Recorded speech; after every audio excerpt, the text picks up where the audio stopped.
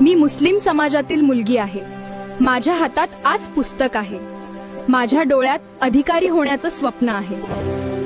मला समानतेने जगण्याचा अधिकार बाबासाहेबांनी दिला. मी धनगर समाजातील मुलगी आहे. आधी आयुष्य मेंढ्यांच्या कळपामागे जायचं.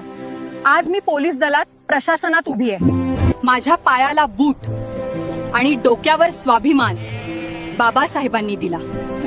मी चमार समाजातील एक मुलगी आहे, ज्यांना कधी कधी अस्पृश्य म्हटले जात असे. आज त्याच समाजातील मुलगी डॉक्टर झाली आहे. माझ्या गळ्यात स्टेथोस्कोप आणि छातीत आत्मविश्वास फक्त बाबासाहेबांनी दिला.